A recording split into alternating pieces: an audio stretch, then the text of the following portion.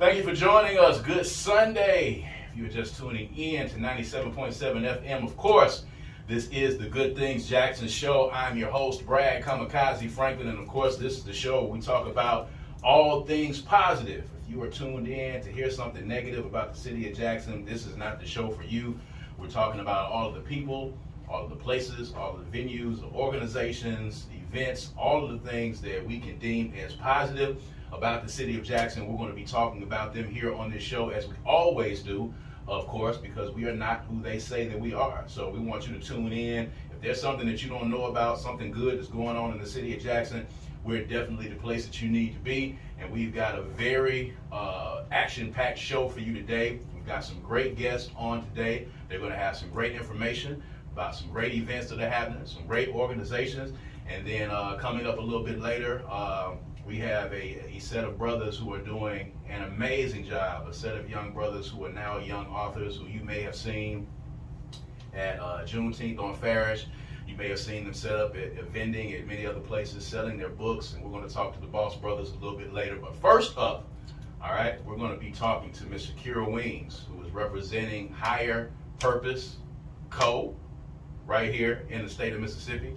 And you may have seen this organization. You may have seen some events that they've been doing. I think they had a film viewing this past weekend, I think it was. Yes, that's correct. They do a lot of things, and they're doing some great work as it relates to black businesses in the state of Mississippi, originating out of the Delta, but they are now here in the city of Jackson, and they have participated and been a part of and been a sponsor of a lot of events in the area. And they are about getting black businesses on their feet and helping them to find funding, helping them to find grants. So if you have a black business here in the city of Jackson right now, you need to be tuned in, you need to have a pen and paper, or you need to be listening and recording this conversation, or, of course, you can be tuned in to us on Facebook Live right now. We are live, and you can leave your questions or comments, and we can ask them of our guests. But Shakira, thank you for joining us. Thank you for having me. I'm so happy to be here. Pull that mic up a little bit so we can get it.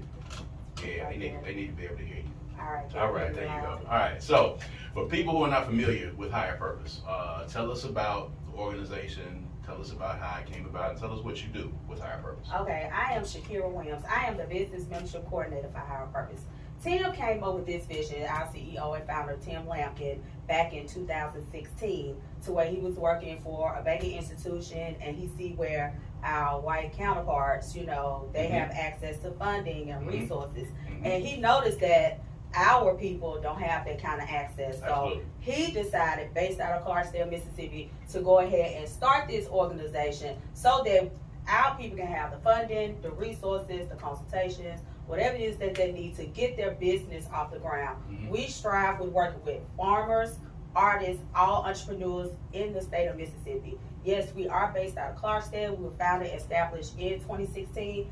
We have our up-and-coming Higher Purpose Hub in Clarksdale, Mississippi, and we recently acquired office space in the Jackson Medical Mall in Jackson, Mississippi, to where we have, threw on a couple of events. Yesterday we had our film screening, Higher Purpose Films. It was so amazing. It was a great, great time. So the mission of Higher Purpose Co. is to build community wealth with black residents in the great state of Mississippi by supporting the ownership of financial, cultural, and political power.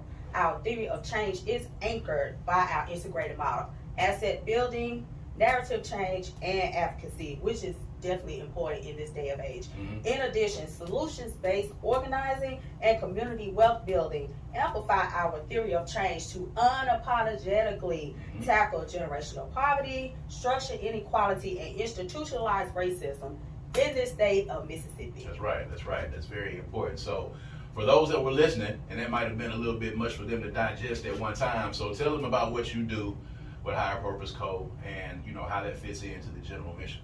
With me being a business membership coordinator for our current members, I am the go-to person. Whatever questions, concerns, issues that they have, if I don't know the answer, I have a team of people behind me that know the answer, and we also have a group of consultants that know the answer. So you may have someone that got this business in their head, they've been working it for a few years, they haven't set up their LLC. We'll guide you and instruct you how to go ahead and get that set up through the state of Mississippi website. You haven't set up a business checking account, you haven't set up your EIN information, We'll help you, guide you through those steps to help you grow, succeed, and sustain in your business. To inspire members want to know what is it that you guys do? What is it that you guys have going on? That's where we come in at, and I talk to them specifically about our mission, our requirements, expectations that we have for our members, and just tell them exactly what it is that we do. No question can go unanswered. No question is too dumb. Whatever it is that you don't know, we are there to help you, guide you along the ropes of, making sure your business sustains. Now, this organization, this corporation started in the Delta, Clarksdale primarily, and you were doing a lot of work up there.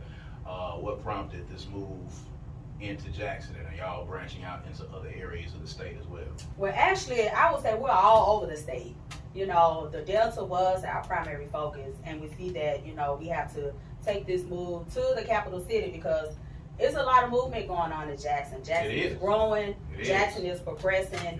And it's either you're going to get with it or you're going to have to just sit to the side and let others come on in. So we just felt that it's important, for us to expand our reach. Now, I will say that we have members in almost all 82 counties in Mississippi. So, but, we're structurally based in Jackson and Clarksdale. We're building our base on the Gulf Coast. So even though we have physical offices in Jackson and Clarksdale, but we reach out to everyone in the state of Mississippi by phone call, text, Zoom meeting. I know me as membership coordinator, I like to go out and see my business members, talk to them, see what's going on, go to their place of business. So, our reach expands by any means necessary. So you are a native of the Delta, correct? Born and raised, Indianola, Mississippi, proud graduate of Gentry High School, class of 2001. I was about to say, so, you grew up in the Delta, and of course, everyone looks at the Delta as one of the most impoverished areas in the country, not just in Mississippi, but in the country as well. And you growing up there, then going to college, and now being a part of what you're part of, what have you seen in the Delta as some of the biggest challenges that exist for that area now? For now, I would say just the exposure. I think the reason being either people are afraid to go there or just don't want to go there. But you have to come down on the grounds, on the front lines, and you'll be surprised by what you see. There's a lot of growth. There's a lot of progress and process. But still, there's a lot of challenges that we have. And I say slowly but surely it's coming to the forefront. We have a great number of people who are making, who are movers and shakers in the Delta area. They are making growth and progress and change, even though it's not out there statewide or nationwide. But I tell people, just come on down to the Delta. You'll be surprised by what you see. I mean, well, I know of, the wealth and the riches that the Delta holds, and anyone that's familiar with the state knows how rich that area is with talent, how many great people from this state have gone from the Delta and gone to other places and done great things. But, you guys are kind of intent on keeping that talent here in Mississippi and having them to cultivate in the Delta, cultivate where they're from. What have been some of the challenges for you in the Delta, in an area that people look at in the same sense that they look at Jackson in a lot of instances because it's populated by black folk? What have been some of the challenges for you guys as y'all have gone in and tried to talk to those businesses in the Delta and get them up to speed on what they need to do? The challenge is, for me personally, I would say, getting them to understand. It's a lot of things that they don't know.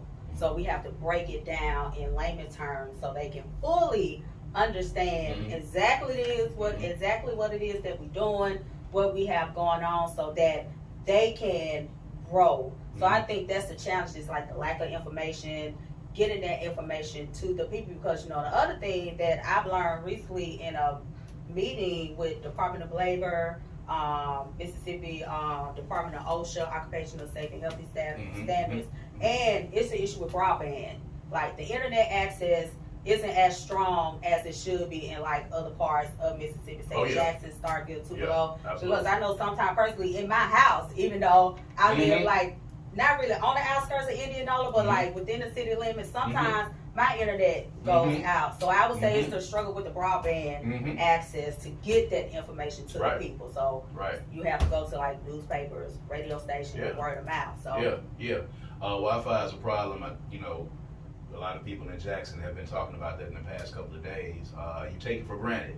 And especially when we're talking about people in rural areas of the state, how important it is, especially if you're starting a business, how important it is for you to be able to have access to Wi-Fi. And I think in a lot of instances, figuring out how to just figure out that basic problem has been an issue for a lot of businesses. So let's talk about membership in Higher Purpose, what that comes with, how you can do it. So if I'm a business owner and I'm hearing this interview right now and I'd like to become a part of this, I want to know more, I'm excited, this sounds great. What do I need to do initially to kind of get involved? First things first, I'm going to put my contact information out there. My email address is Shakira at higherpurposeco.org. My phone number is area code 662-351-8595 for all membership inquiries, questions, concerns. You come directly to me. Membership is free. We are currently in membership enrollment season now, so you can check out higherpurposeco.org for any membership information. The requirements are simple. Must be a Mississippi resident, business must be based in Mississippi, and you have to qualify under the 7 priority sectors, which is food and agriculture, art, beauty, education, transportation, housing, and health. Those are our 7 priority sectors. If your business falls within one of those sectors and you have all your proof of residency, proof of income to prove that you're a state of Mississippi resident, then you qualify for membership. And then once you go through the process and your application is approved, then you can tap into our funding network to apply for different grants and loans. If you have any questions about anything business related, you have access to those in addition to upcoming workshops and programs that we have strictly for members as well, and our monthly newsletter where we send out grant information and also monthly events that we have coming down the pipeline. So that's a lot of good stuff, but I know that the question will be asked by a lot of people. Okay, I become a member, I get access to these things, I get access to some help, I get access to some consultation, get access to a lot of different things. But I'm a business that needs revenue and needs capital to be able to operate. I don't have any idea how to do that. Can you guys point me in the right direction? How does that work for the businesses that are coming in and trying to figure out just the basic startup? How can I get access to funding? Explain how that works. First thing first, you contact me and I'll link you up with our senior programming officer / grants and funding coordinator, Dr. Onia Morady. He's the one that knows about the money and the figures and tell you when it comes to specific grants, how to tell your story within that grant. If there's a grant that you see online that you're interested in, shoot it to me and I'll link you up with Dr. Omorgi and he will tell you exactly how to tell your story in that grant so that is there somebody that can help walk people through grants? Yes. Okay. Yes. That's a very tedious process. Yes. A lot of people don't know how to do that. Yes, that is. And so that's one of the major ways that we help. It's all hands on deck to where, we all go over to look and see what is your story, with this grant, what are the specific requirements. We have to make sure that, business owners cross their T's and dot their I's to make sure that they have a flawless grant application so that they can get that funding. And so not just with grants, we do have one program called Kiva Loan. Kiva Loan process is two-sided to where, you can crowdsource and Kiva will match it. Okay. And Dr. Onia Morgan, he has specific details and requirements when it comes to that. So there are a number of ways that you can, get the funding to start your business or get the funding to help improve your business and continue the growth in your business. And so I just want to shout out a couple of our business members who have done greatly. Amika Coleman with Shreds of Faith, Dr. Nikitra Burks, 6 Dems Consult, the Robinsons out of Greenville, Vegan Health, Lush Vegan Eats, the Brownlees out of Indianola, Mississippi, Brad Grills, Clifton Thompson, he does Brady's Signs, Brittany Hart out of Jackson, Mississippi. So we have a wide base of members who have, went through the process, done grants, applied for grants, accepted for grants. And so, it's just great. You just got to be willing to put in the work. You're willing to put in the work, and we definitely work with you and put in the work for you so that you can succeed. Now, you talk about the success stories, people that are going through the process and getting it done. Businesses, they come to you sometimes, of course. There are things that they need to fix. There are things that they need to work on. So what are some of the biggest, for people that are listening right now that are starting their business, let's just start with some of the biggest mistakes that people, do starting out? Some of the biggest challenges that they have starting out when they come and talk to you and you're like, okay, well, before you can get here, you haven't done X, Y, Z to be able to get to this point to be able to do that. So talk about that a little bit. The first major thing I would say is a lot of people put their business finances and their personal finances together. That is a huge no-no. It is important that you have a business checking account and your personal account, because you never want to commingle your funds. That's right. Because when it comes down to like tax time, especially when you're a business owner, that's a whole another issue that you have coming in. So that's the first misconception. The second concern is some people, when you know how you get the business rush and it just take you over and you don't know how to just fall back and calm down and work it one thing at a time. And so that's where, you know, we make sure we tell them, like, look, let's just sit down, let's just review everything you have going on. You know, let's start with some steps. Let's start with some short-term goals, like 3, 6, 9 months up to a year. Let's work on some long-term goals. So, you know, let's work it one step at a time and go from the smallest and work your way to the biggest. Another thing is with some business members, they have challenges, you know, building up funding, you know, getting the word out there. You know, sometimes they may be afraid. They're like, well, I'm not good with social media. You know, that's where, you know, we come in. I tell you, you know, you got to be, you know, it's important to have your business page and your personal page. You know, sometimes if you want to share stuff off your personal page and put on your business page, you can do that. So, you know, we all have technology. So I know technology can be a challenge. And some of our seasoned members, you know, I say seasoned as in age-wise, not business-wise. Older. Yes. Older, you know, I don't want to, you know, offend anyone. You know, they have challenges with technology. Oh, yeah. But the thing is, if you're willing to learn and be open to it and don't let it cripple you. Because a lady said yesterday in our film screening, fear can be healthy and it also can be bad. Right. So it can help you and it can hurt you. So if you have a good dose of fear and just be open to learn and not be afraid of it, you can do anything you want to do. I can tell you, as a business owner, you can't be afraid to learn, and you never stop learning. You know, and also too, those financial entanglements with your 2 accounts and your social media entanglements.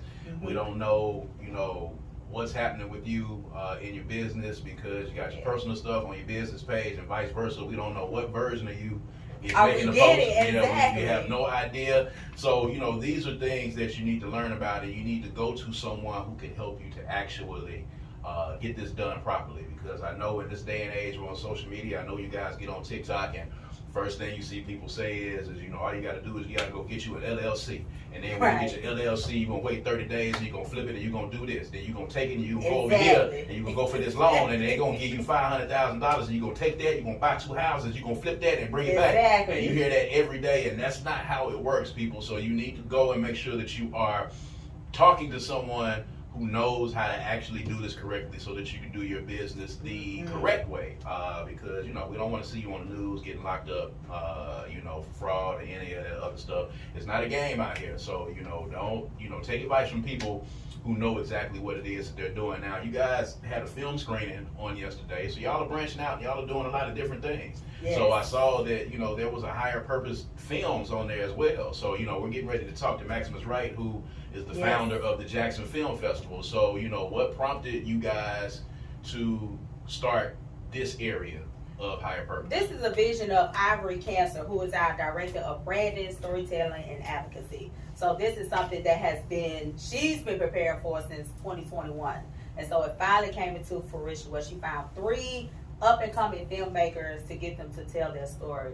And when I tell you the series yesterday, it was so amazing, so great, so powerful, and so inspiring. So this is not the last that you're going to hear from Higher Purpose Film. So, no, just continue to be on the lookout. I know we're going to do another one of these. I can't say when. That's all up to Ivory and, you know, the vision that she has for it. And, you know, I'm just excited about the work that we do. I mean, to me, it's so inspiring. That's fantastic. So y'all branching out in the film. Let me know when y'all get ready to branch out in the music, because that seems to be the next mode, since y'all are branching out into everything. I see y'all making those moves. So, you know, hey, I want to in on it too now. Don't leave me out. Of course. You know, I'm not going to leave you out for sure. And I just want to do a quick shameless plug. We got MPS, Money, Purpose, Success, our 8th annual Women's Entrepreneur Summit, Saturday, August 19th at the Vicksburg Convention Center in Vicksburg, Mississippi. We're asking for all the ladies to come out. It's free. If you're interested in being a vendor, contact me, 662-351-8595 or Shakira at higherpurposecode.org. So,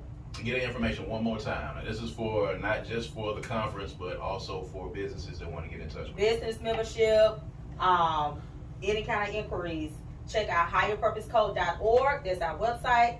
Facebook, Instagram, higherpurposecode.org. I am Shakira Wyms, Business Membership Coordinator. It's Shakira at higherpurposecode.org. My contact number, once again, is area code 662-351-8595. I'm available Monday through Friday, 9 a.m. to 5 p.m. There it is, Shakira Wyms with Higher Purpose Co. If you are a business owner, you should have been listening to that segment. You should have been watching us live. If not, we'll have it back up on my YouTube page a little bit later, so make sure that you are subscribed to that page, Brad Kamikaze Franklin on YouTube. We'll have it up. If you want that information, you should have had a pen and paper out, because they got a lot of good stuff going on. Regardless of where you are in the state of Mississippi, Higher Purpose has some information for you that will help you with your business. All of you guys that are budding entrepreneurs here in the central Mississippi area, this is definitely Good Things Jackson. And now they have an office that they have set up in Jackson, Mississippi as well. So you'll be able to get in touch with them in person very soon. And I think you said y'all are going to have office hours really soon? Yes, we are going to have office hours. They're going to have office hours really soon here in the city of Jackson. So Shakira's here every weekend almost. I see her down there every weekend. I am. Yeah, so you'll be able to see her out there. They're all accessible. They're all tangible. You'll be able to get in touch with them so you can find out what you can do to move your business forward. Shakira, thank you so much. Thank you so much, Brad. All right.